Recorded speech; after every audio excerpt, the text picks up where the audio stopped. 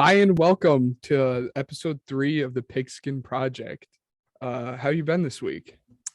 Oh man, it's been a long week. It's finally coming to a close, and this is obviously something that I've always looked forward to week in and week out, just recording this podcast with you and everything, man.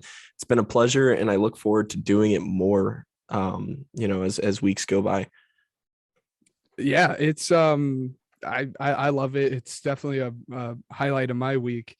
But I mean, just highlights of weeks. I mean, this might have been the best playoff week that I've ever Oh my gosh, witnessed or yeah. watched.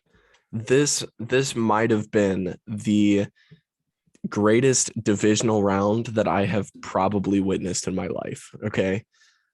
So I don't know how you feel about it. We'll obviously get to that, but with that, I want to go to the weekend review. Just kind of look over the scores and everything.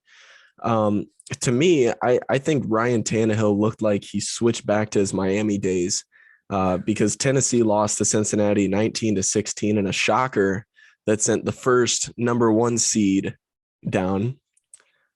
The Packers special teams choked against San Francisco 13-10. And we'll come back to this. Because I trust me, as a Bears fan, this is something I want to talk about. Matthew Stafford and the Rams survived Tampa. And I'd like to just say I'm rooting for Matthew Stafford this playoff. I mean, it's good to see him with a good team and doing so well and everything, because he's got a lot of potential and he's one of my favorite quarterbacks, even though he spent a lot of his career in the NFC North. And then lastly, Kansas City cruises to their fourth consecutive AFC championship after what could be the game of the year, beating the Bills 42-36, which is another topic we'll come back to. Ben, what do you think about this past week as far as the playoff goes? And, what were your reactions? Again, we'll save that Chiefs and Bills thing for just a little later on. But like you said, best divisional round that I've ever watched, best divisional round you've ever watched. And every single game was decided by 3 points or less, besides the overtime win. Right. And it was it was phenomenal games. I loved watching all of them. I it's just a shame that it's over, but I hope that these next weeks, or this week and then the Super Bowl, are going to be good games. And it's also just a Absolutely. shame. You're not going to agree with this, but it's a shame for me, at least as a football fan. I don't know how many people will agree with me on this, but to see Aaron Rodgers lose because of his special teams, I'm sure you're very happy about it. But Oh man. and it was just weird too, because like he went down and scored the very first drive, and then Right. everything after that, it was bad. His special teams played terrible, and then you had the blocked punt right there. It Yeah. was it was sad. Yeah, see, for me, I mean, it was a magical day, man. I'll be honest. That was, oh my God. It was like I think I was more happy about that game, like, than I was about the Justin Fields draft. And that says a lot. Like, and it's ridiculous because it's just a team losing, but it's not just a team to me. Like, this is the Packers. This is, I mean, these Yeah, these these people have been beating, my Bears for as long as I could remember. I mean, Aaron Rodgers has been the starting quarterback since 2008, and I mean, he's been demolishing us ever since. And so, you look at, you said Aaron Rodgers was having, it's unfortunate to see him go down like that. Whereas for me, I guess it is. I mean, if I were to be unbiased, it is an unfortunate way to go. It was out of his control, and they played the clock very well against the Packers. But I do want to say, I mean, Aaron Rodgers, he had a pretty decent game, even though he didn't throw a touchdown. He only had 9 incomplete catches and 225 yards in the blistering cold. I mean, you got to give him, man, the respect when it's due. yeah, and we'll talk about it further in the off season. But it's just a shame that like I personally believe this is going to be the last time we see him in Packers uniform. Oh, But I yes. bet you're rejoicing in that. Let me just say it was like a storybook ending for a Chicago Bears fan. And I know, it's all over headlines and everything, but former Bear Robbie Gould kicked the field goal to win the game and knock him out.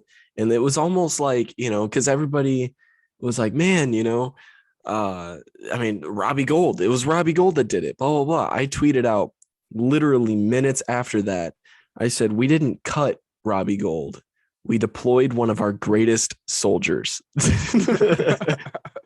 So yeah, man, It was a plan all along. Yeah, absolutely. It was such a good night. I mean, me and my dad, we were in the living room watching the game and everything. And I even looked at it. The crazy thing is when that punt block happened, I called it. And I know I wish that I had it on film. The only person that could really vouch for me is my dad, who was sitting across the living room from me. But I told him, I said, a punt block would be really cool here. And he was like, yeah, okay.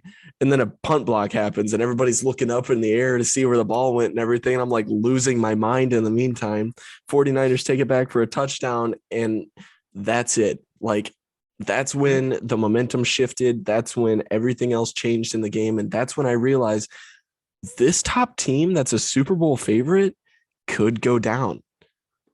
Yeah. I don't even know. I mean, what a way to, this, I'm not going to say it's ending the season because, the season's still going, but this really defines the season as a whole. As, this has been one of the most unpredictable seasons that we've, witnessed. And, who would have guessed that the 49ers would have beat the Packers, unless you're Coach Tyler Milby. Shout out to him. Listen to episode 2 if you haven't.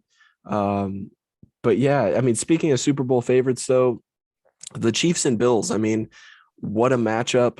It was a great game through, from kickoff to, the coin toss and then the eventual touchdown. But you talk about Super Bowl favorites. These are two teams that I had expected to, they're Super Bowl caliber teams, they're favorites. I would have put some money on either one of these teams if I could bet, but I don't know, Ben, what did you think about this matchup? Before we get into the matchup, the one thing too, I consider myself lucky and I consider yourself lucky that we were able to watch all of these games, but this game was exactly, we raved. I'm pretty sure it was the very first episode we raved about the Chargers and Raiders game. Mm-hmm. And this game was that game like on steroids. How many lead changes do we have in that last 2 minutes? I think that it was something like 26 or 28 points was scored in like the last 2 minutes of that game, which is crazy. But unbelievable. One thing that I took away from this is this game and then that Rams game is how much a franchise quarterback actually matters. Yeah, guys like Josh Allen and guys like Patrick Mahomes and then maybe Matt Stafford and a couple other guys are the only guys in the entire league that can do that. Right. And I think it just really shows you and we'll get into this later, that the league is now in good hands. Seeing absolutely like those two players playing like that, we're going to see some really good football for the next 20 years. But I was just in awe that Patrick Mahomes was able to take his team down with 13 seconds left in the game. Right. To tie it up and then eventually win it. One thing that I wanted to, because you brought up the league's in good hands.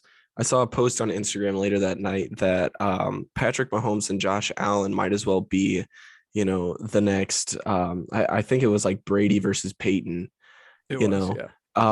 I completely agree with that. I think that there's a lot of great future matchups between the two, but I also want to say, respect to Josh Allen, who, really defines the whole, my rookie season doesn't define me as a whole quarterback, because he didn't have a very overwhelming rookie season.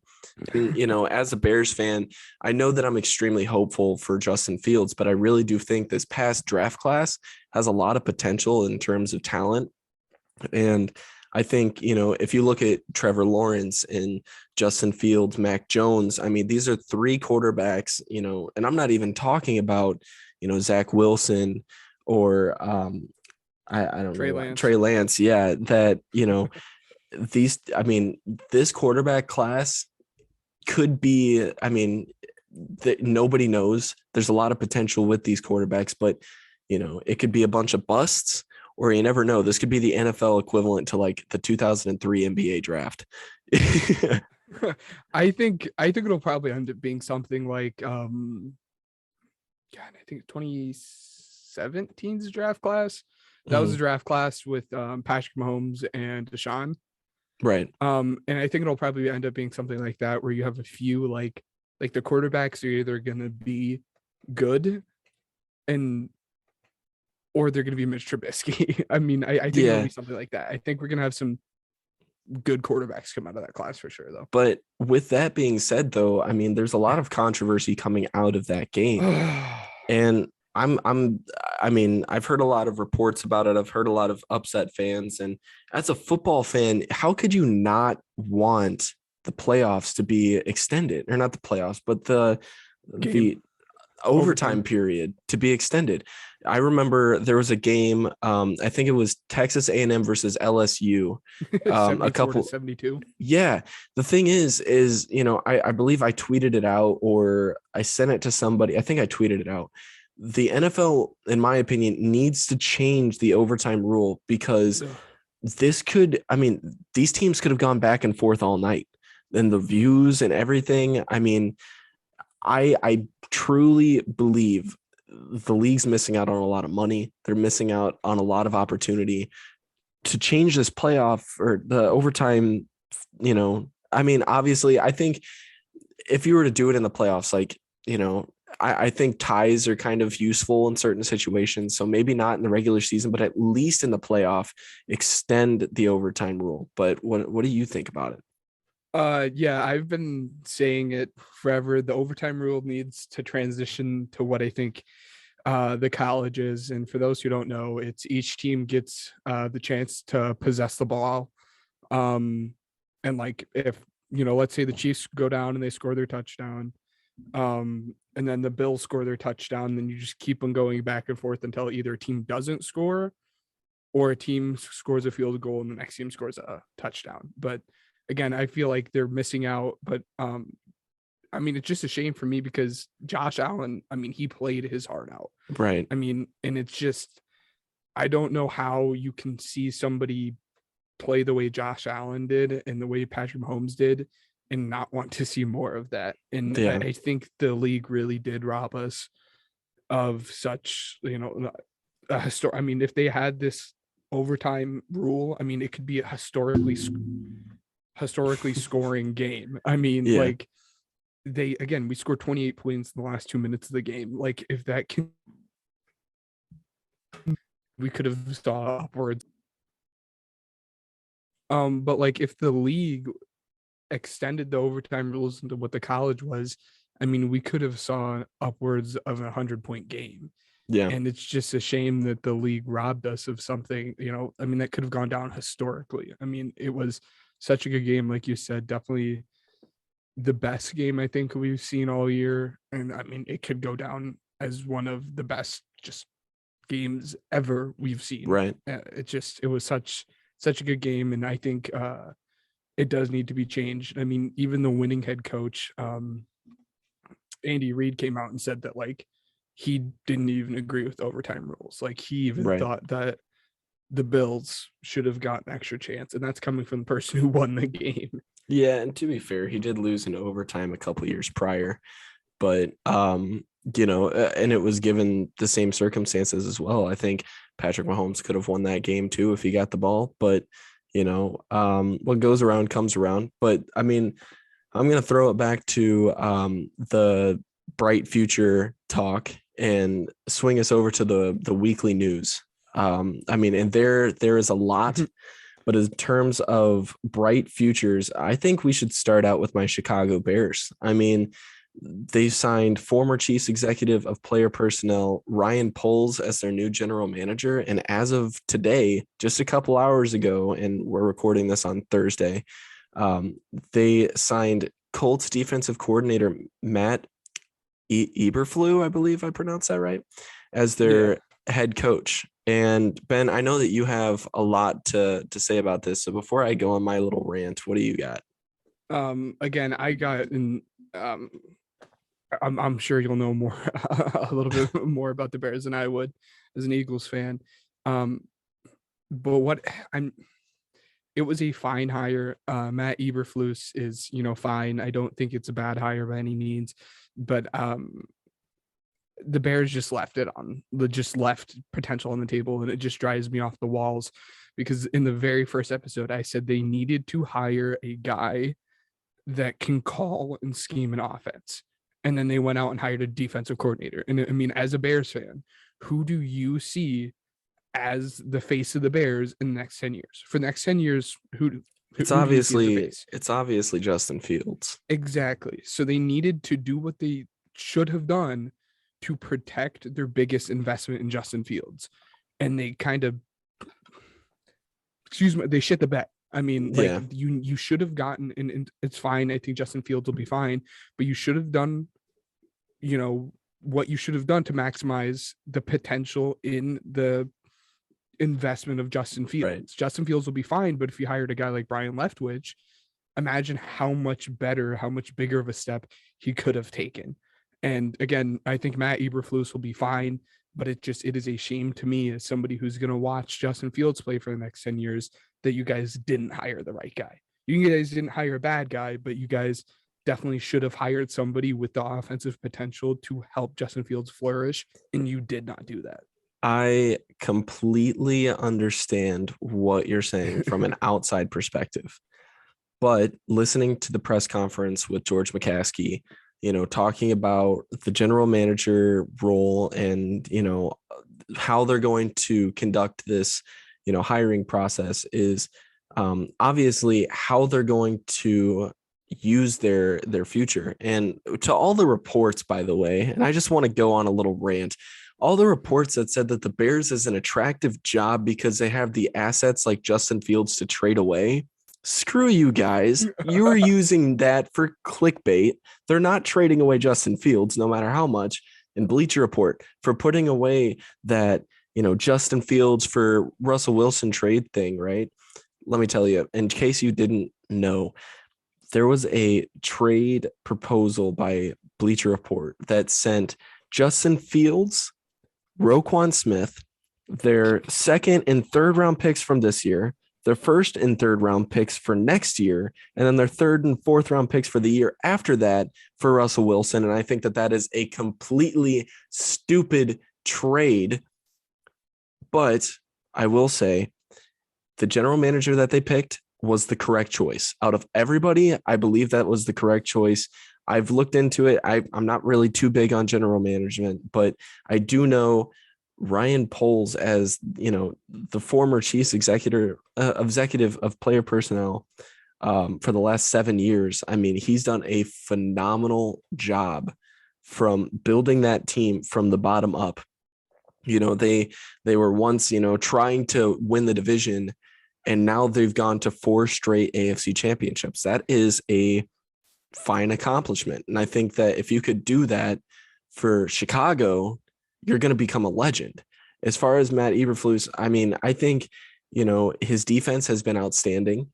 I think in order to have become hired, he needed to impress Ryan Poles enough to the point to where it's like, okay, I think as Ryan Poles, I think if he were to conduct a hiring process, if he were to conduct that, I feel like he were to just be like, all right, look, what are you going to do with our franchise quarterback? What's your plan? What do you think?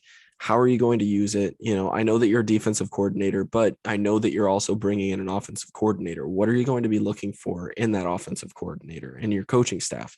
And I think Matt Eberflus had to have impressed him enough to where, the trust is in him enough to hire him.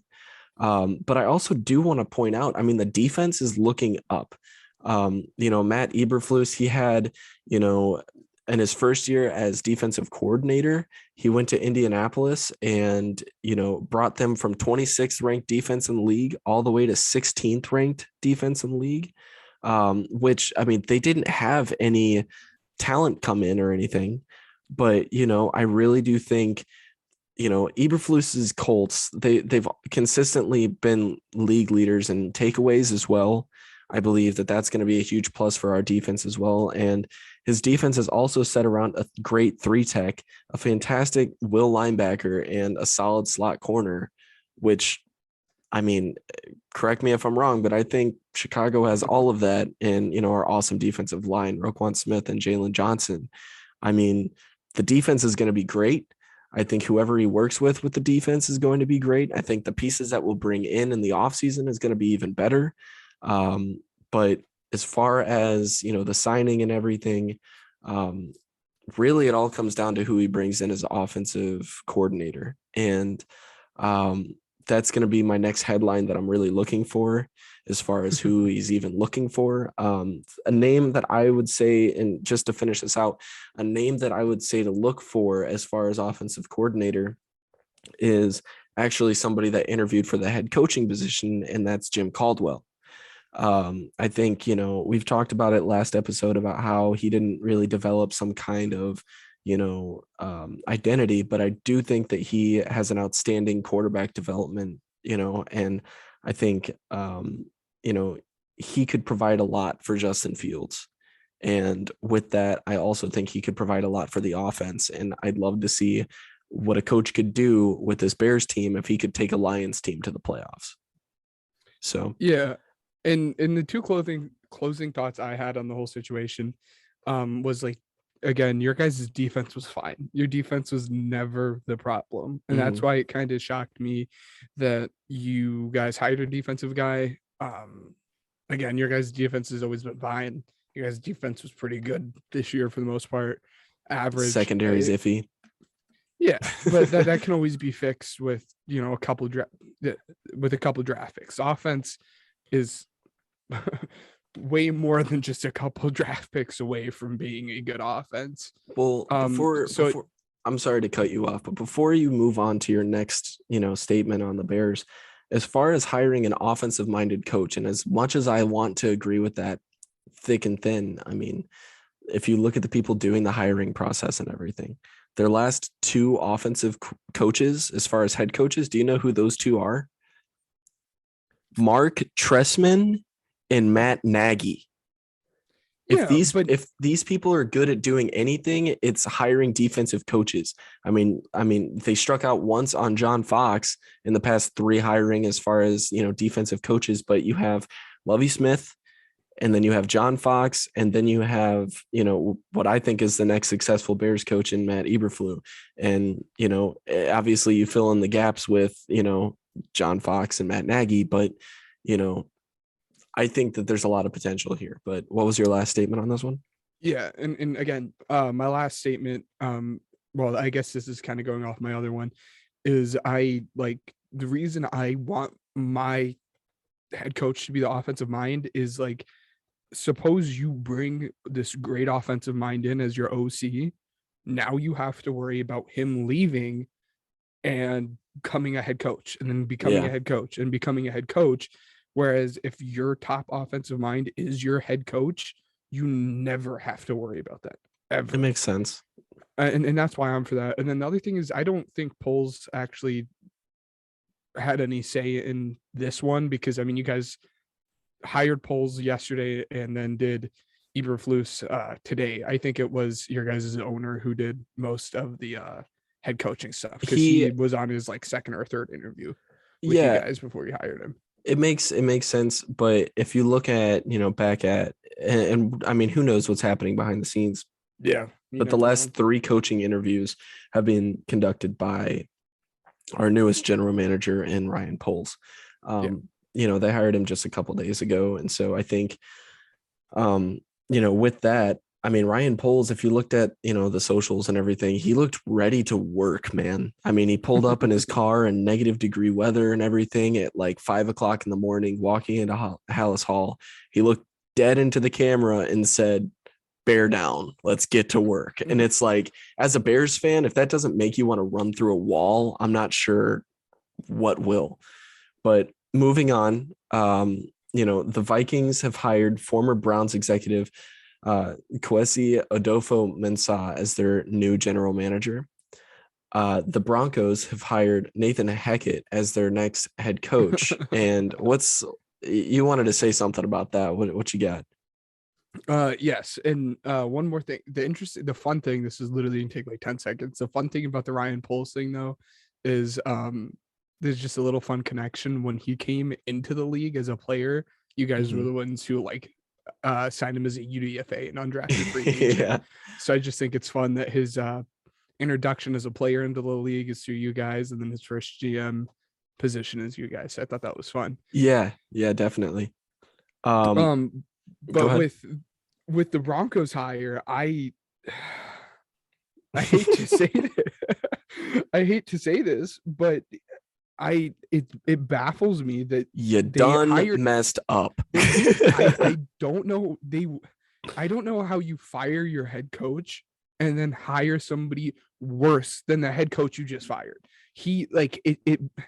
Anybody who doesn't know, Nathan Hackett was the offensive coordinator for the Packers. But it's terrible. If Yeah, you look at his track record, he's been ahead. I think he joined in 2012. Like his first offensive coordinator job was with the Bills, and from the Bills up until this point, he's only had three. He's only had three successful seasons. mhm, Two of them with the Packers when he hasn't had to do anything because right. his head coach is the offensive guy, and then one with the Jaguars for 1 year. So out of 9 years, the dude's only put together one good offensive coaching season, and he has a losing record in the playoffs. He has a losing record all around. And if you take out what he did with Aaron Rodgers, he would not have gotten this job. I mean, like, look at what Jordan Love did against the Lions. Yeah. It's bad. I don't know how you hire a worse head coach than what you just fired. It was a terrible move. Um, I don't like it. And that's probably a hot take. I don't care. You don't hire a losing coach. That sucks to suck. Here's my hot take as far as this one, and obviously we have more hot takes to come later on in the next, or not the next segment, but a next segment. Um, the reason why they signed this coach, in my opinion, is because they want Aaron Rodgers. Yeah. And the thing is that the coaching staff has never been the problem for Aaron Rodgers. It was always the front office and the way that they, take care of their team and the needs that, Aaron Rodgers likes to address as the face of the franchise. I believe that he has a role in saying, hey guys, this is what we need on the offense. Can you please help me out? So I think that it was all just kind of like a tactic to see, because I mean, Aaron Rodgers and Devontae Adams have also said that they've, they wouldn't mind teaming up again in Denver. It's in their best interest, but I think that this was all just a terrible way of getting what you want, because this isn't smart at all. I completely agree with you. This guy has done nothing. Yeah, I mean, it's a tactic, like you said, it's a tactic to get Aaron Rodgers to come, which that's not a guaranteed thing. Like you might have just, shot yourself in the foot. Yeah. I mean, if I had to choose, I do think he goes to the Broncos, but it's not a guaranteed thing too. And Yeah. also, Aaron Rodgers is not a young quarterback. Aaron Rodgers wasn't drafted 3 years ago. Aaron Rodgers probably only has 3 years left in the tank. Yeah. So what? You hired a guy for 3 years? Is that really what you want to do? Maybe. I mean, here's the I deal, guess man. like they did with Payton, get your guy, win a Super Bowl, and then move on. You've got multiple teams that are in play for this Aaron Rodgers sweepstake, man. I mean, the odds are that he gets moved because he's still on the books for the Packers as for next year, but I don't think that he'll be a part of a rebuild because he said that he didn't want to be a part of a rebuild. I do think, there are multiple other teams that would want him. I mean, I think a good team to look at right now is Pittsburgh. Exactly. And I mean, we'll get into that as well as we go down the headlines, but I just think this has all been stupid, man. This is all, but moving on to the next headline, the Ravens fired Wink Martindale and are looking into Mike McDonald. Ben, you sent this one to me. I didn't know anything about this one. I didn't hear anything about this one. So that means you must know a little thing about it. So what you got? First off, it shocked everybody when the Ravens did that, because Martindale has had I don't want to be over exaggerating here, but he's had a pretty stellar defense when he's been the defensive coordinator. So it was it was really weird that they fired him. And especially, I mean, after this year, the defense has been fine, but they've been hurt. Like nobody expected their defense to be playing how they're playing with how many hurt players there are. So it shocked everybody, but they're actually looking into Michigan's defensive coordinator, Mike Macdonald. And this is why I know about that, because I'm a Michigan fan. And I could totally see it happening. Mike Macdonald was actually their linebacker coach last year. But then Mike Macdonald got hired on to Michigan. So Mike Macdonald already has the connection with the Ravens because he was their linebacker coach for a long time. But then he went to college and proved to everybody that he could be a phenomenal defensive coordinator because he did good with Michigan, and then come back and do that. And he has the pedigree with John. I mean, like John loves this guy. So I really see Mike Macdonald being their def coordinator, but that's just me. Yeah. So as for, I mean, the next headline, the Jaguars are close to hiring Adrian Wilson as their general manager and Byron Leftwich as their head coach. Ben, you've been ecstatic about Byron Leftwich. I mean, since we've started talking about head coaching candidates. So why don't you tell me a little bit more about that? And like you said with the whole Ryan Poles thing, I don't GM is not really my thing, so I don't really want to touch too much on that because I don't really don't dig too deep into that stuff. But the Brian Leftwich thing, again, I've been pounding the table for Brian Leftwich to go to the Bears so he could work with Justin Fields. But even better, he's going to the Jaguars, hopefully, to work with Trevor Lawrence. And I think, again, as long as you can get him in the right system with a good QB, he can be great. And this is exactly what he's going to do with Trevor Lawrence.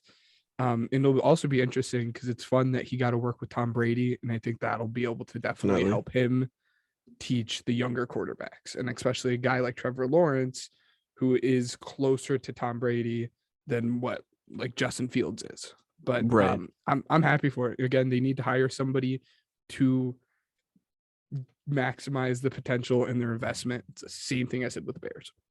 Right. So as for the next headline, surprisingly, Sean Payton is stepping away from football for at least the 2022 season. And, this has been a historically great coach. Obviously, he didn't have that great of a season, but something I do want to acknowledge is, a little bit of a report that came out a couple of days ago is that the Bears had tried to trade for Sean Payton, something that we haven't seen in a long time, something that happened to Bill Belichick. But Sean Payton simply just said, I simply don't want to coach. I want to take a small break. So you're making little frowny faces at me. What you got? Bill Belichick. Are you thinking about John Gruden? No. I'm thinking about Bill Belichick. Think about it. So Bill got hired on to the Jet. I think it was the Jets, but then he quit and then went. So he went out and he quit the job and then got hired. He didn't get traded. Are you sure about that? I'm positive because it was like everybody's like, "What the hell's going on here?" He like took it and then he's like, no, and then took the Patriots job. He didn't get traded. The last traded head coach we saw was John Gruden, and that was with the Buccaneers and Raiders. Okay, here's the thing. So I'm reading this. It says the agreement that brought Bill Belichick to New England 20 years ago. It was a letter from the Jets director of football operations, Bill Parcells. He said in the letter is intended to memorialize our conversation from last night, which occurred around 11 p.m. The New York Jets hereby grant permission to the New England Patriots to talk to Bill Belichick about any position they desire. If Bill Belichick accepts and assumes a position with the New England Patriots and reports to work on or before Monday, January 31st, 2000, then the New York Jets trade to the New England Patriots their 5th round pick in the 2001 annual NFL selection draft and their 7th pick in 2002. And then the Patriots will trade their 1st round pick in the 2000 draft and the 4th round pick in the 2001 NFL draft, as well as their 7th round pick in 2001 in the 2001 draft. So essentially, I guess he was a part of that trade, but I can understand where you're coming from. I guess technically both of us are right, but he wasn't necessarily a piece, Yeah. It was just a Yeah. kind of like an agreement, like, hey, if we can take your coach, then, it's not, We'll I don't do think that this you trade. could, it's not like a formal, like a player It was an trade, but agreement. It was yeah. agreement to do something. Yeah. But anyway, okay, so I shot you a text about this one earlier this week, and you were like, I know, I just saw the video for it, pretty emotional about it right now. The offensive guard for the Eagles, Brandon Brooks, is retiring. Now, I'm just going to step off the mic really quick. That way you could say your piece about it, because I don't know too much about this guy, but, say your piece as an Eagles fan. So like even as an NFL fan, I'm gonna get a little emotional here. But like Brandon Brooks, he retired. He's been in the league for I think 10 years. He's been a great player. He played with the Texans, came here to play with the Eagles. He made like 3 consecutive Pro Bowls. He's only allowed like 2 sacks in his career with the Eagles. He's been a great player. But even more than just a great player, he was a great person off the field. He's been very vocal about his fight with like depression and anxiety. And he's missed a few games over his career over that. But he's been very vocal about that to the public. And he's been not scared to voice that. And he's been a big advocate for that community. And he showed people that like it is okay. This is stuff that like people go through. Like it is okay to, have these thoughts, but you need to go and get help, and you need to like there are ways to do this properly. And not to be like over dramatic, but like I'm sure he's saved people's lives. With that thought process. He might not have directly saved somebody's life, but with a guy of his caliber speaking out about his struggles with that and teaching people how to get help in the proper way. He was just an awesome person off the field. And it's just emotional to see him go, because again, what he's done for, the mental health community has been huge. And it's sad to see him go, but it's about time. So. Yeah, no, I can understand that to a certain extent, but as far as players retiring and everything, but yeah, no, he sounds like he's a great dude, and it's always tough to see those players go. But speaking of watching those players go, not great dudes. Speaking of not great people, but still seeing people go, Ben Roethlisberger is also retiring. And let me just say, as part of my family is from Cleveland, and I know my uncle's listening to this. He's probably the biggest Browns fan I know, so shout out to him. But Ben Roethlisberger has been terrorizing the Browns for years. He's been the quarterback of the Steelers as long as I could remember, because I think it was the past 18 years, and I'm 19 years old. So like basically my whole life. I think,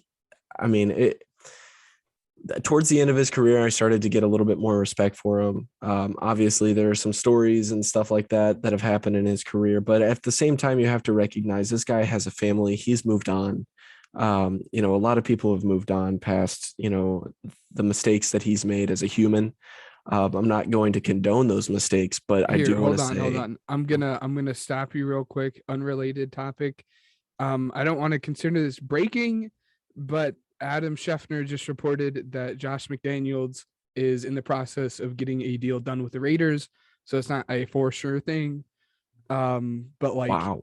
He just reported they're in the process of getting a deal done with the Raiders. And we know Josh McDaniels. Is he actually going to take it? Yeah, right. And if that happens, he's looking for. If that happens, then Bill Belichick is looking to get Bill O'Brien as his offensive coordinator. I thought Bill O'Brien was finalizing a deal with Miami. Oh no, never mind. Never No, mind. That was that the was a prank fake. account. That was That was the prank account. Never mind. yeah. Okay. Disregard that. Anyway, yeah, no Continue. disrespect to Ben Roethlisberger. He's got a family that he needs to take care of, and we understand that as far as stepping away from football and everything. So I respect his game. I don't respect who he was at one point in his career, but I respect what he's left behind for the game of football and him as a player. Yeah. Like you said, he was a great player. But like we also said a couple episodes ago, this doesn't come as a shock to anybody. I mean, it's time for him to retire. It's good that he was able to get one last playoff run, but like you said, great player. And yeah. Right. I didn't see him being a backup for anybody. So, I mean, I'm not as like upset about this one as a football fan as I think I would be if I had expected him to be something like that. But anyway, with that being said, we're going to move on to the next segment, the week 21's pigskin pick'em. And so to start off, we have the AFC Championship between the Chiefs and the Bengals. Okay, the Chiefs are at home. Ben, you look very passionate. What you got, man? I see. I'm not passionate, or I am passionate, but I'm not passionate for like one versus the other. I think this is going to be another great game. But it is so hard for me to pick against the Bengals. I've been an advocate for the Bengals. I mean, before we even started the podcast, me and you were talking, I think it was like week 16 or 7, week 15 or 16. Yeah. I remember jokingly telling you the Bengals were going to the Super Bowl or we're going to win it.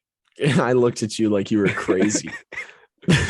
And I mean, I partially believed it, but it was more of a joke. I mean, it was more of a joke. I mean, nobody expected the Bengals to get this far. Right. And I really, really want to say the Bengals are going to win this, but the way Patrick Mahomes played like the top 3 quarterback in the playoffs, but the way that Patrick Mahomes played, the way he played, it's so hard for me to not pick the Chiefs as much as I want to pick the Bengals. Yeah. I'm gonna pick the Chiefs. Here's the thing. As far as, okay, I'm not gonna expose, I'll talk about that point later, I guess. But yeah, I'm right there with you. I mean, the Bengals are obviously a team to root for. And even if I have family in Cleveland, like at this point, there are Cleveland fans that I know that are rooting for these Bengals. Yeah. I mean, it's like they're hard not to root for. And here's my thing. And I've told you this on the podcast. I've told it to you off the podcast. Repeat championships aren't appealing to me. I hate seeing teams make multiple appearances in Super Bowls and, just championships across all leagues. And, as far as I want the Chiefs to lose, they're not going to. Their pass rush has been crazy. I mean, compared to the Titans pass rush, I mean, imagine what this Chiefs pass rush is going to do to an offensive line that allowed 9 sacks against Tennessee. I mean, it's just the line's not good enough to compete. But I will say, and I mean, another point, I guess, is that Kansas City is really, really tough to beat for, it's tough to beat at home. I'm laughing right now because I just saw a report that I'm going to tell you that after this. But so, Chiefs are tough to beat at home. Bengals line isn't good enough. Give me the Chiefs. Yeah. But with that being said, because we both got our points in, so we're moving on to the Rams and 49ers. And I'm laughing because a report just came across my phone that according to StubHub, 49ers fans are invading SoFi Stadium. 43% of ticket sales for 49ers Rams are from North California, nearly double what they were for week 18. Holy crap. I mean, this is going to be a home game. Could you imagine having the NFC Championship game at home at the same exact place where the Super Bowl is going to be played, and the opposing team's going to be there showing up more than your team? It's like, okay, all right. But I'll just go ahead and say this. Rams aren't going to lose. in my opinion. I'm picking the Rams. Stafford is rolling. Cooper Kupp, oh my God, that last touchdown pass had was me crazy. rolling, dude. And Yes. I mean, they almost blew it to Tampa Bay. I do think, somehow, some way the 49ers are going to keep this one close. They swept the Rams as far as their regular season, stand against them. So round 3 is going to go to the Rams. I told you it's hard to beat a team twice, but if you do that, it's hard to beat them a third time, right? Again, this one, both of these games are so hard to pick from. And I'll get to the ticket thing after I say my piece with this. I'm very struggling seeing this pick, and I don't say this pick lightly, but I'm going to go with the 49ers. It's the same thing that I said about Matt Stafford before. Again, he's underrated. I think he needs to get more credit than what he does. But when his offensive line doesn't hold up and the pass rush is in his face, he kind of, I don't want to say he panics a little bit, but he makes poor decisions and poor throws. And the 49ers pass rush is very, very good. Yeah. So it's hard for me. And they're just fighting tooth and nail every single game. And the game to get them into the playoffs, they came back from a 17-point deficit. I think it was what it was against these Rams. So it's hard. I just realized game pick, but 49ers. I just realized the 49ers and Chiefs would be a repeat championship. And now I don't want either team to win because so you need the Bengals to win is what I need Bengals and Rams, dude. That's what I want. Anyway. Okay. So one more thing to that. It's interesting that you got that report about the StubHub. What would you say? 43%? Yeah. Or is it 43 or 40? Yeah, 43. Yeah, and that's funny because at the beginning of the week, StubHub was just not selling tickets to anybody from that area. Like, it was a big thing. Debo. We'll explain. Continue. It was a big thing. Debo Samuel came out, and Debo was pissed that they weren't selling tickets to 49ers fans. And that was a huge thing in the beginning of the week, is they were not selling tickets to anybody from Southern California. Right. And that's the 43% shows exactly why. The 43% shows exactly why they didn't want to sell the tickets, but I think the 49ers squeak out a victory here. Okay. That let me said, I okay. We're all not right. doing college corner today. We'll explain to you why we're laughing. We're not doing Ben's college corner this week, just because I really want to talk about the Senior Bowl, but we're gonna save that for next week because the Senior Bowl is next weekend. And I want to talk about the Senior Bowl. But I don't want to tell you guys everything about the Senior Bowl this week when the Senior Bowl is next week. Ryan, can you please tell them why we're laughing? So a long time ago, or I guess not that long ago, my family took a trip to like the Mascot Hall of Fame. I forget where that's. I think it's in Whiting. And so I got Brutus the Buckeye. And so before we started recording this, I told Ben that we need to have some kind of signal to like tell, mid-sentence or whatever. It would be nice to have some kind of signal to be like, hey, we're going to move on to the next segment. Please let them know that we're skipping College Corner this week.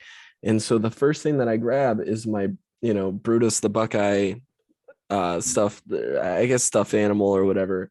And so while he's talking, I don't just like show it to the camera. I slowly let it rise up and just kind of peek like it was just playing hide and seek. Yeah. And then he starts laughing the first time. So I moved it from the side angle, like he was peeking around a corner again. Anyway, that's it for Brutus. So last week, I don't think anybody really noticed, but we skipped 3 bold takes. Because we spent a lot of time with Coach Milby, and oh my God, what an episode, man! And I'm exactly what I was gonna say. He got a lot. I mean, he was 3 out of 4 of the game picks. Right. He the second coach, when we talk about the Bears coach, Mhm. he said he could have seen Matt Eberflus Mhm. be the head coach, and that's exactly what happened. So I mean, props to him. He did. Yeah, he's a great football mind, and I think he has a bright future in coaching and everything. And whatever he decides to do when the opportunity comes, I think he's gonna excel at. And as far as this next upcoming season for his high school team, I'm really excited to see what they'll be able to do. Um, we've got a lot of good stuff for the next couple segments. I'm really looking forward to it. But starting things off, we're gonna go with 3 bold takes. Okay, Ben. You want me to go first? Yeah, let's do it. All right. So for those who forgot, I have 3 I'm gonna name off 3 hot takes to Ryan. Ryan has not heard these before. And he's gonna pick one more to like explain in depth. Like I'm gonna explain each of them like tiny surface level. But then he's gonna choose one for me to like in depthly argue and explain as to why I think that's the case. Right. First one, I guess, is not even a hot take anymore after the Raiders thing. But I was gonna say Jim Harbaugh's staying in the NFL. Do you mean college football or yeah, sorry, not going to the NFL, staying in college football. He'll stay at Michigan. Yeah, that doesn't whatever. even seem like a hot take anymore. With all these head coaches getting hired and he was linked to the Raiders job, and it looks like Josh McDaniels will probably be the head coach. So I think he stays. So I don't think that's a hot take. Yeah, These unless next Josh McDaniel, unless he decides to just kind of opt out like he did with Indianapolis. But I did want to say really quick before you go to the second one, those Jim Harbaugh Bears pictures were really fun to look at. The little photoshops or whatever that they came out with, those were so good. Him and Justin Fields, man. Whatever. Good luck in Michigan, but Brutus the Buckeye is going to come out and slap them. But anyway, all right. What's the second one? And these are I'm saving the spiciest, or at least what I think the spiciest one is, for last. The second one, I think Jamar Chase is a top 5 wide receiver in the NFL right now. Okay. Again, I think number 1 is clearly Devontae Adams, and everything after that. Well, I think you have Devontae Adams in Cups, and then everything after that. But see, you say to this one. Just I think this last one. What's your number 3? Yeah, what's your number 3? Justin Herbert is bad for the young quarterbacks in the NFL. He's bad for the NFL. What? Yep. Walk away. What? Spicy. All right. Now sit back down. I'm assuming you're going with this one. What do you mean? All right. Stop. You gotta let me talk here. Yeah. All right. Okay. Well, I'm picking number 3. He misheard. He probably misheard me. I didn't say Justin Herbert is bad is a bad NFL player. I said he's bad for the NFL.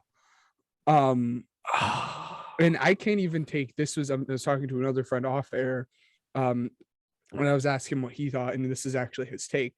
And I love Justin Herbert. I think Justin Herbert's going to be great. Justin Herbert's already a top 10 quarterback in the league. It's going to be so much fun to watch him. But the reason I'm telling you he's bad for football is because he progressed so damn quickly. He is such a good player, and he progressed so quickly. Even at the end of his rookie year, we knew he was going to be such a great player, that now he's setting the expectations for young quarterbacks so high. Outside of the Chicago Bears market or outside of the Jags market, the NFL was so quick to jump to say Justin Fields probably isn't that guy. The NFL was so quick to saying, oh, shoot, Trevor Lawrence might be a bad quarterback. And that's because of Justin Herbert. I love Justin Herbert.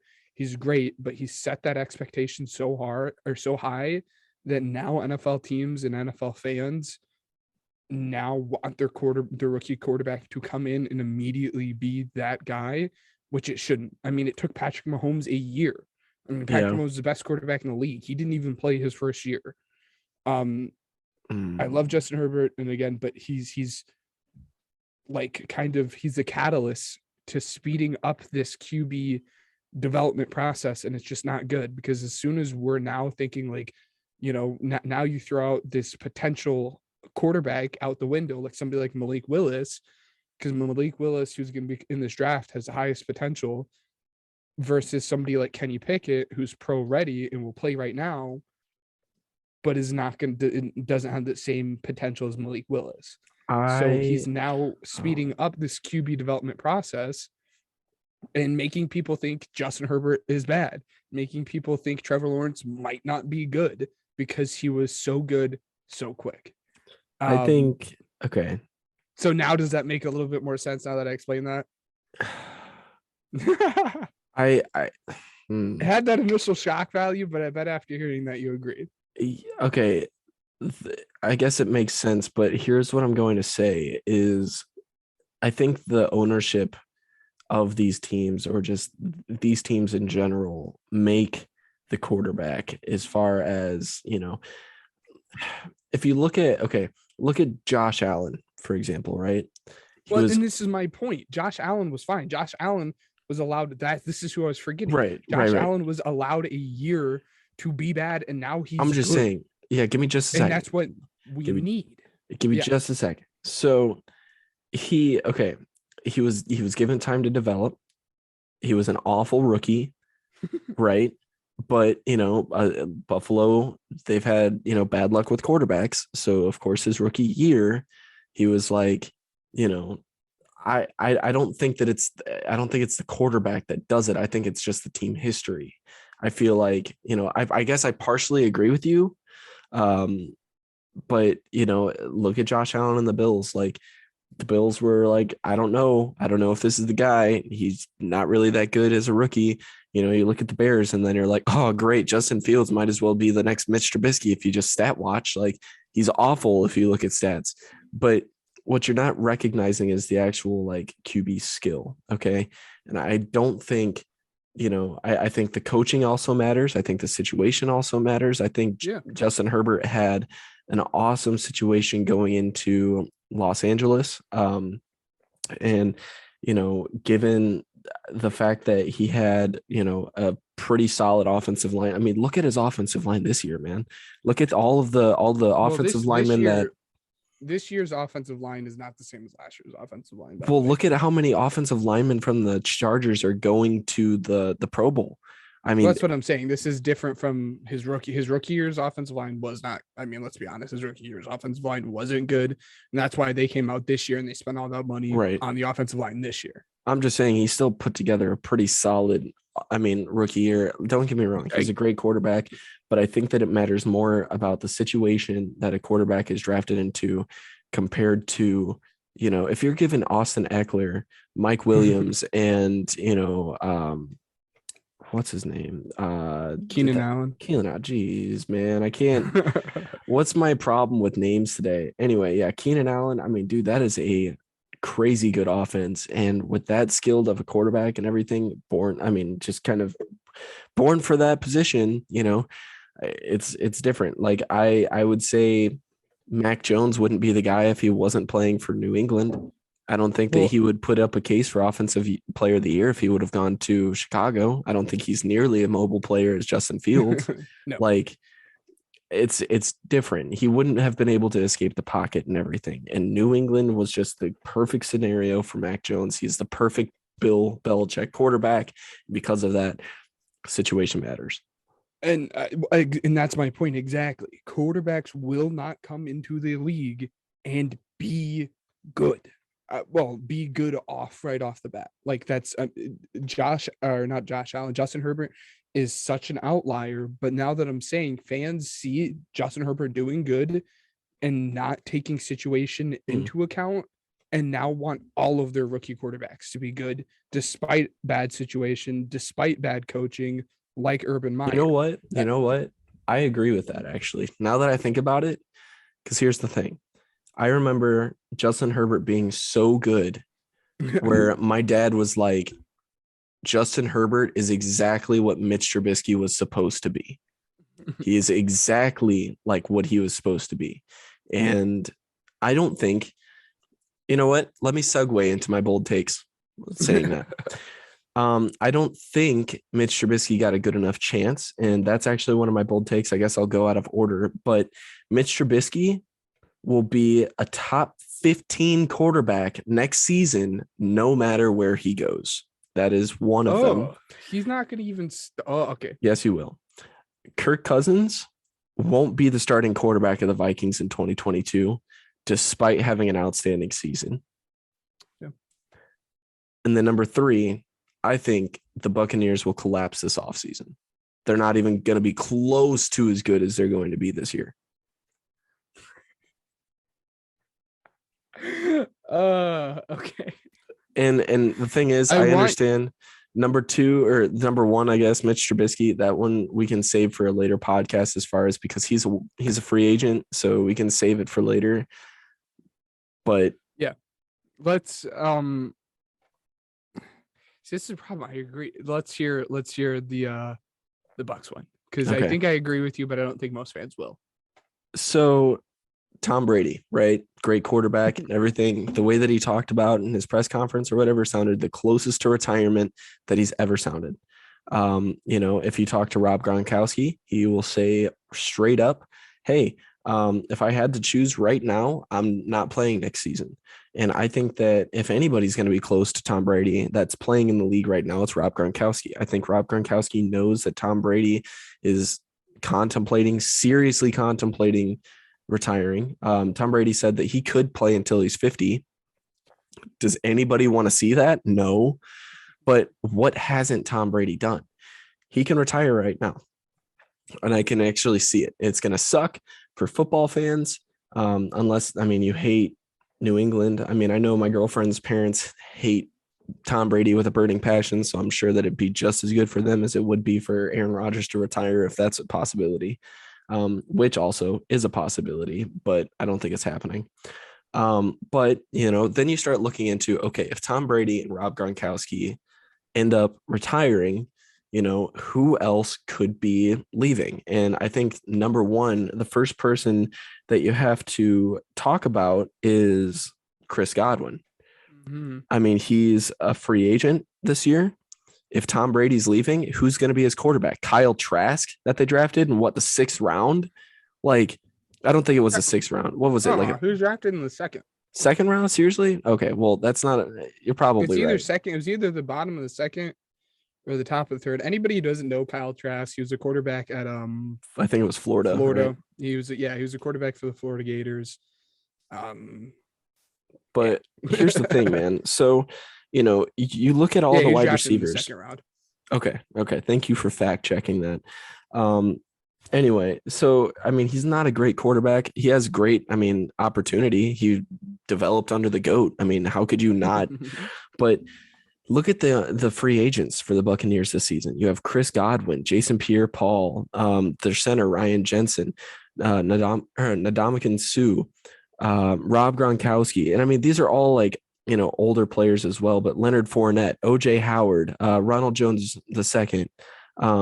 You have a ton of different people that could end up either retiring or just straight up just being like, yeah, no, I'm not going to play for this franchise because our franchise quarterback's leaving, then, you look at their cap space and everything, they have a solid $2 million in cap space this year.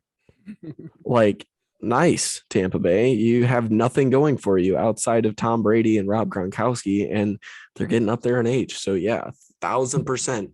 I think they're gone. And I think the Buccaneers will be gone, and that's it. This is where we're going to disagree. I agree with everything that you said. And like you said, I think Gronk coming back hitches on Tom Brady coming back. Mm-hmm. If Tom is coming back, Gronk's coming back. If Tom is leaving, Gronk is leaving. It's exactly what you said. I completely agree with that. Right. The reason I disagree is because I just can't see it happening. I don't think it'll happen this year. In terms of Tom and Rob Gronkowski, I don't think they leave this year. I think next year is probably when they're going to leave. But like you said, they have $2 million in cap space with a lot of cap, or with not a lot of cap when a lot of players leaving. It'll be interesting to see how it goes down. Honestly, if I were to guess, I would say a lot of the skill position players only sign a 1-year deal Mhm. for the reason I just said. I think Tom Brady's staying next year and then leaving the year after. So I guess I kind of disagree with you because I don't think Tom and Gronk are leaving. But if Tom and Gronk are leaving, I agree with you. Okay. Yeah. So that makes sense. I definitely think, I mean, unless they were to franchise tag him for whatever reason, Chris Godwin's gone. I think he's I going to think be they'll probably, playing. honestly, I think that's what'll happen. I think they will Mhm. franchise tag him just But because who do they have outside of him? They have Mike Evans and not Antonio Brown. exactly. um, all right. So with that being said, we're going to transfer to, I think, and I say this literally every podcast, but the thing is, out of the 3 podcasts, this is the first that we're not doing directly football related, but more so playoff related. We have a Sweet 16 bracket, and I know this is a little silly or whatever, but we have a Sweet 16 bracket of the Little Debbie snack cakes. Okay. I've been a big fan of them, my whole life, crazy fan of the Little Debbies. Little Debbie, it's my hero, tribute to Little Debbie. I don't know what I'm saying. Anyway, with that being said, Hold on. yeah, All right. Just want to throw this out there. At the end of the episode, me and Ryan are going to just like do a recap. yes. And you guys, we want you guys to stay and listen to the sound of our sweet, sweet voices. But from here on out, it is not going to be football related. So if you are only listening to this for football and not for me and Ryan's opinions, this is probably where you should stop. We want you to stay and listen. But from here on out, it's just going to be us having fun, a couple of friends. So just a heads up if you guys are listening to this, thinking what the hell is going on. Yeah, absolutely. So, all right. We're gonna break this down in quarters as far as the bracket. That way I can keep track of it a little bit easier. So what I'd like to do is I'm gonna have you do your full bracket, and then I'm gonna do mine. And then if we disagree about anything, bracket or just the first round, we're gonna have you do your full bracket. That way it's easier to keep track of if you're listening to this. But are you ready? Are we starting from the top left and then going down? Yeah. All right. Yeah, I'm So ready for this. And I know my family's down the wazoo here. Oh man, it's gonna be great. But I don't know we found this online. So if you guys like disagree with like how put them in the reviews. Put a review with I don't know, with your favorite Little Debbie snack cake. Yeah. But like we didn't rank these, by the way. So like I don't want to hear it. Like why you guys have this one ranked at 1 and this one ranked at 2. Yeah. We didn't rank these. Like we just found the bracket online. So like get off our backs. All right, Ben, without further ado. All right. Who you got between the number 1 seed oatmeal cream pies and the 8 seed Boston cream rolls? This is a banger. You never see the lowest seed upset the first seed, and nothing changes here. Oatmeal cream pies are going to blow the Boston cream rolls out of the water. All right. And the next up, we have the 5 seed strawberry shortcake rolls against the zebra cakes. We got our first upset here. We're going strawberry cream rolls. I don't like frosting, so it's going to play. This is going to play a very important part into why I'm choosing stuff. I don't like frosting, or I like frosting. I don't like too much frosting, so I'm not a big cake person. Oh man. And zebra cakes are exactly that. They're a cake. I don't like frosting, so we're doing the cream rolls. All right, so then we're doing strawberry shortcake rolls against oatmeal cream pies, just because we're gonna break it down quarter by quarter. I want to keep track of this easier. Oatmeal cream pies for the win. Yes, please. Okay. All right. Now we're down to the bottom left-hand side of the bracket. The number 6 seed banana twins against the number 3 seed chocolate cupcakes. I know I just said I don't like frosting, but I don't know what the hell a banana twin is. So we're doing chocolate cupcakes. I've never had a banana twin. Oh my God, this dude. This is the first time I'm hearing of a banana twin. All right. We're gonna do chocolate cupcakes. No. Okay. Ben, there's only one right answer here. The number 2 Star Crunch against the number 7 Honey Bun. Okay, this is horseshit. Like I said, I don't know who ranked this, but you put Star Crunch at 2, so you're automatically discredited. Star Crunch is terrible. Honey Buns, please. I don't know if we could be friends anymore. Star Crunch is the worst. Oh, shut little Debbie up. snack. No way. I've never had a banana twin. Star Crunches are worse than a banana Oh twin. my God. Star Crunches are terrible. As not Honey Buns are fine. Star Crunches are dog shit. So chocolate cupcakes against honey buns then. Honey Buns. And then honey buns just took the bottom left. So we're gonna do honey buns against oatmeal cream pies. This is for like the Super Bowl of this bracket from the left side. We got the Cinderella story and the Honey Buns against your terrible Star Crunch. They Oh, shut your mouth. Then they upset your chocolate cupcakes. So we got the Cinderella story here, but we're gonna put it to an end. Move oatmeal cream pies onto the championship round, please.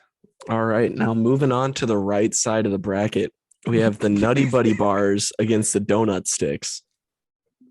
I already know how this is gonna go because my two favorites are on this side, which is gonna suck to see one of them going.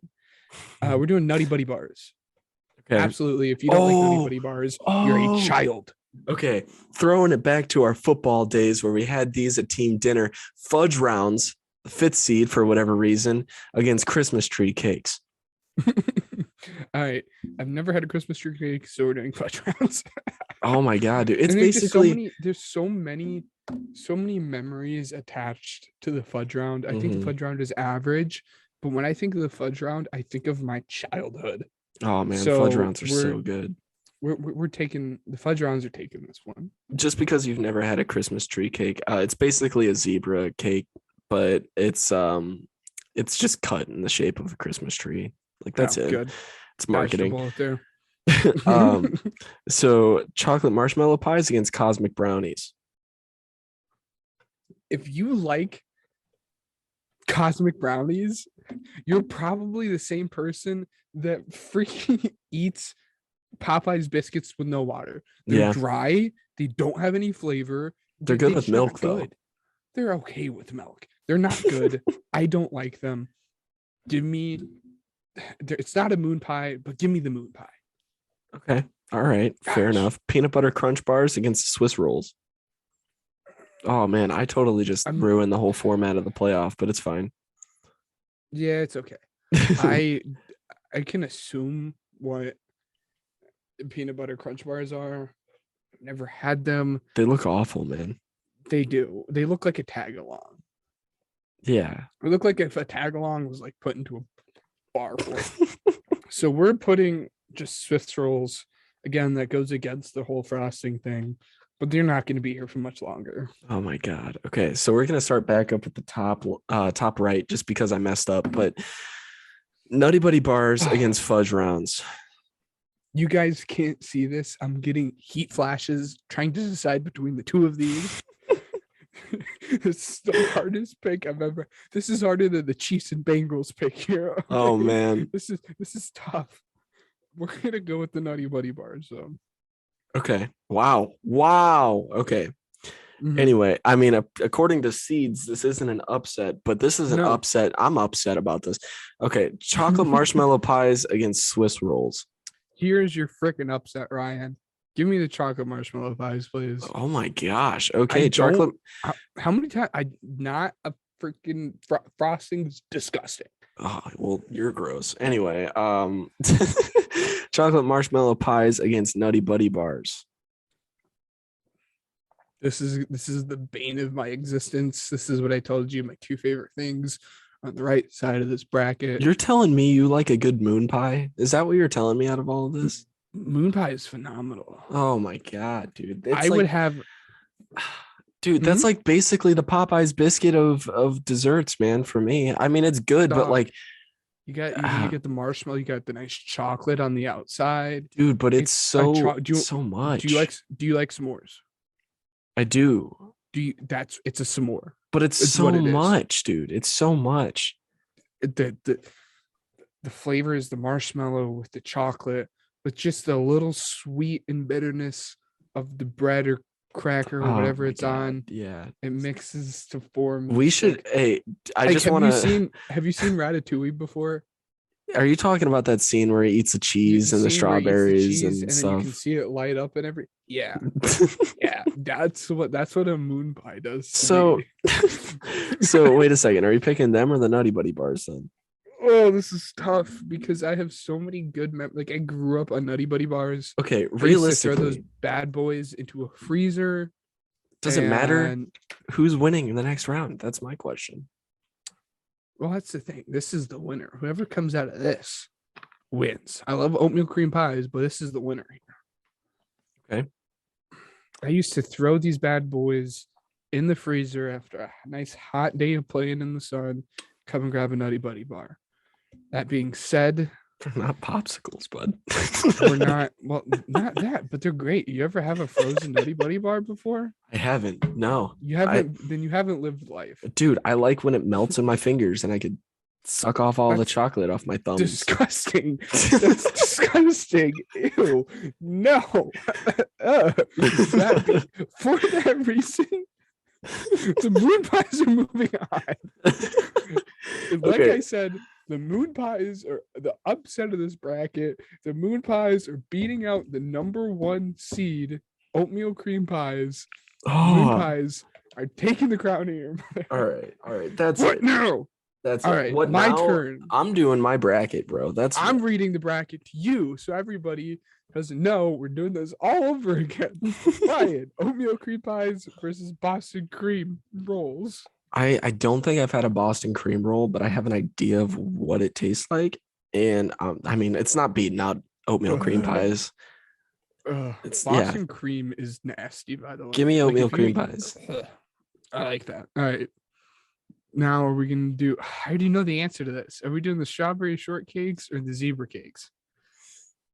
I enjoy myself a good zebra cake, but I also really do like the strawberry shortcake rolls. And here's the thing. I mean, it just depends on what I'm feeling. And Yeah. right now, I'm feeling a good zebra cake. God, so much frosting. All right. Have you heard of a banana twin before, Ryan? Well, let's do the upper left and then break you it down such a from loser. You should let quarters. me do my way. Jeez. Jeez, mom. Kidding, by the way. Everybody. People don't know our dynamic and they're probably very confused. Very, absolutely. Anyways, it's fine. all right. We have the oatmeal, please, Ryan. The oatmeal cream pies versus super cakes. Oh, dude. Give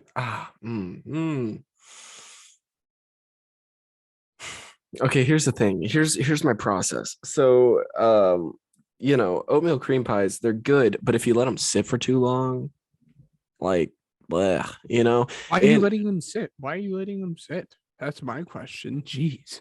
sometimes you forget about them, bro. I've got a few that I forgot about, and I just keep looking Napoleon at them. Dynamite, you just put it in your pocket and just like let it sit there for a few days. Okay. I guess give me the oatmeal cream pie, not because I'm pressured, but because I just I can't handle picking a zebra cake. Or it's what's the word? Immoral. It's just not right. It's just not right. I agree. All right, it's top or bottom left. Yeah. All right. So again, like I said, do you know what a banana twin is? Like I do. Like really? They're so good, dude. They're so I bet good. they are. They're so good. Dude, it's like have you ever for people that don't live by us, we have Dynasty Buffet, right? Yeah. Okay, so you know those like little yellowy creamy like cakes almost, and they have like the I almost assume like they were lemon. So I know what you're talking those about. are but I've never banana, had them. bro. Those are banana, and I don't care what you have to say, those are banana. Those are I've never banana, had it. and that's what I'm pretty positive that this would taste like. Okay, or at least Okay. I think this is what it would taste like. Okay, who are they up against? We're against the chocolate cupcakes. See, I like a good chocolate cupcake too. It just depends, because like I eat them maybe it's one of like those 2 or feeling 3. things. But I mean, I am when it comes to snacks and stuff, man. I do like, um, even though it doesn't really necessarily taste like fruit, I guess, but like the fruit type of Yeah, snacks, yeah. So yeah, give me the banana twins in an upset. Yes, yes. Artificial banana flavoring stuff. Bananas, I'm iffy on a banana. I can go left or right, I'm iffy on a banana. It's the It's pretty texture good. thing. Yeah, I it's think in the good, but it leaves summer, like that weird film in like the top of your mouth. yeah, it's all But like right. a chocolate dipped banana, those things are amazing. Hmm. But that being said, Dude, that artificial banana is like the best thing besides blue raspberry. Like right. you're wrong if you believe otherwise. I think cherry's better than blue raspberry if we're going there. Wow, But that's you should have added that into your bold take. yeah. No, dude, last comment on the banana stuff, man. Don't touch ban- don't touch banana flavored Laffy Taffies. Don't do it because they can't be messed with, man. They're so good that Oh, you just scared me. even don't even compare them to anything else because it's just not worth it. It's so good. You had my heart beating there for a Oh second. no, I'm I like, does he promise not you, like bro. Those these? are so good. But all All right, right. this is a heated debate. Star Crunch. This is Star Crunch. uh, 1000%. Don't even talk about the whoever's up because it doesn't matter. Star it's Crunch. Star Crunch versus Honey Star Buns. Crunch. This is the most heated debate we've had on this podcast. Star Crunches are awful. This is a bigger debate than the Dude. Baker Mayfield thing. Okay, Is hold what on a this second. is. You need one of those big Star Crunches. If you're gonna do it, you need one of the big ones. I'm like shivering thinking about eating on a Star Crunch. Dude, a Star Crunch is so good. Don't even say they're not. Anyway, who's up next? So it's probably Banana Twins versus Star Crunch, right? Yeah, it's Banana Twins versus Star Crunch. All right, Star Crunch, 1000%. All right, you're no fun. You have the number 1 and number 2 seeds going in. Yeah. Well, guess what? You have Star Crunch, final round. Ew. All right, Star Crunch is moving on to the final round. So good. All right, so going to the right side. Again, I think we're gonna agree on this one. You're a monster if you pick number 8 here. You're gonna do Nutty Buddy bars, or you doing donut sticks? Oh yeah, Nutty Buddies for sure. All right, this is where it's gonna get interesting here, because like you said, you love yourself a good zebra cake, Mm-hmm. but you also love yourself a good fudge round. So you pick Oh, a fudge round. Fudge round. Yeah, Wow. 1000%. No, Christmas all tree right. cakes, I could totally live without, dude. You don't need to cut a zebra cake into a Christmas tree to get me to buy it, bro. Just give me a zebra cake. Like it's not that hard. Yeah, no, come on, man. Fudge round, seriously. All right. So this battle of the chocolates here. You know, fudge round, you doing a Nutty Buddy bar. Are we talking just normal fudge rounds, not the double decker, right? No, yeah, we're just doing normal Fudge rounds. double deckers. Fudge That's rounds. that. All right. Fudge rounds moving on to the semifinals. That's Mhm. wow, number 5. Mhm. Okay. So good. are we gonna do moon pies? Or are we doing again? I guess it's technically not a moon pie. That's what I'm calling it though. Are we Call it doing what it moon is, bro. pies? It's not a moon Chocolate pie. marshmallow pies. Sorry. All right. Are you gonna choose the chocolate marshmallow pie or the cosmic brownie? Cosmic brownie, bro. It's pretty solid. Dude, dude. Let me tell you, not a big chocolate marshmallow pie guy. It's just, it's good. Don't get me wrong. Cosmic brownie. Hey, guess what, dude? I swear to God, any of our friends listening to this, or just anybody in general, would totally pick cosmic brownie here. Totally. I bet so. Cosmic brownies are trash, though. I don't even care. Okay, what's the next round? Hey, don't rush the process. Jeez. Peanut butter crunch bars or Swiss rolls? Swiss roll. 1000%. Right. Swiss roll or cosmic brownie? Swiss roll. I like icing. Right. So wow, you have number 2. Moving on. Yeah. Just like you did. Number 2s are you like a good number 2. Yeah, it's Star pretty solid. Crunch. I had a number 2 today, man. It was pretty nice, you know. Okay, whoa. I mean, I should correct that. I took a number 2 today. I didn't have a number 2. Swiss rolls. When we're talking about snacks, mentioned in the same. All right. So just as a recap, Sorry. Okay. As a recap, we have the Cosmic Brownie losing to the Swiss roll. Mm-hmm. So in the final round here, you have number 2 Swiss roll fighting for the championship round against the number 5 fudge round. Oh, this is such a hard decision. Fudge round. Nope. Yeah, easily. Fudge round. Right, I mean, come on, bro. We all know how this is gonna go. And I fudge, dude. You have number 5 fudge round winning it all, or the number 2 Star Crunch winning it all. You ready? You ready? Say it with me now, Ben. You ready? No. You ready? Star Crunch. Star Crunch is taking it all, baby. Let's go. You had it losing in the first round, and it is so. Hey, you had mine losing in the first round, so I don't want to hear it. I can tell you for a fact, bro. All right, everybody listening, take our opinions out of the conversation. If you can, please reach out to me and Ryan on one of our socials. I'll list it here in a second. Which is better, a Star Crunch or a Moon Pie? Dude, Star Crunch. You know what, Ryan? I think you should put your Twitter's more active. You need to throw that up on your Twitter as a poll. I'll throw it up. Yeah, right now, dude. I swear to you. Okay. Anyway, so all right, if the poll's down, go to Ryan, or if the poll's down by the time you guys listen to this, reach out to me or Ryan, which one's better. But it was a fun episode. Again, Justin Herbert is bad for football, even though he's a good quarterback. Ryan, bad standard. Thank you. Yeah, bad standard. Exactly. Yeah. That's a good way of putting it. Ryan, take it away.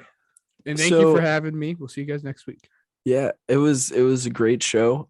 Really quick before everybody logs off for the conclusion, I just want to say, I mean, currently, you know, my teams are doing pretty solid, and what I think is, you know, a very, very exciting season for the NBA. My Miami Heat are ranked number 1 in the Eastern Conference, and you know, Ben's 76ers are just hardly making it out of the play-in. So, all right, let's, you know, real quick, if only there was one source of news and entertainment all put into one podcast that I could listen to for anything NBA that I have to question. Thank you, Ryan. Kept on forgetting about mentioning this. Please, I have another podcast. It's called Hooper's Haven. You can find us on YouTube. Great please podcast. Come and listen. Thank you. Again, it's this podcast, but basketball with my other bud. If you guys kind of like the banter of friends talking sports, you guys would love that. So please go and check that out. That's on YouTube. Appreciate you, Ryan, for remembering that. Oh, yeah. One more thing. I don't know if everybody, how many people saw the first logo. Ryan put that first logo together. Did a great job. It was a good logo, but it only lasted for like 3 days. It wasn't a good logo. We have a better logo. Yes, we do. I agree. But my girlfriend made she's us a real one. Logo. Yeah. But she made us this logo we have now. And I just want to thank her for that. Thank you. I really appreciate it. Thank you so much to her. I don't know if we should say her name or whatever on here. But I do want to say, if you made it this far, we want to say thank you for listening all the way through. We hope you enjoyed this week's episode of the Pigskin Project. We have a lot scheduled for next week's show. I'm actually looking forward to that one. We've talked about it. You'll see. Including our reactions from the conference championship round, and you know, Pro Bowls coming up as well. So we'll be doing previews for that. You know, some picks and other stuff. So make sure that you guys are subscribed or following us on all platforms. You can find me on Twitter at rmatthews27. Ben, what's your Twitter handle again? I'm Benjamin H04. And then we'd like to give a big thank you to Anchor.fm for helping us promote our podcast. And then please leave a review down below. Please leave a review down below. I want, if there was ever a podcast episode where I need you guys to leave a review, I want to know if Star Crunch is better, because the polls last only 24 hours on Twitter. Yeah. Leave your Star Crunch is better, man. I don't care what you have to say. I don't. I want to add one more thing in here before you guys go. Obviously, I don't want to be like a troll for views, but if you guys enjoyed the podcast, please just tell friends about it. Just spread the word a little bit. Me and Ryan are working hard to try to get this stuff out to you. Right. So if you guys enjoyed it and you think other people would too, tell them about it. Send them our way, please. That's it for this week. So thanks again for tuning in to the Pigskin Project.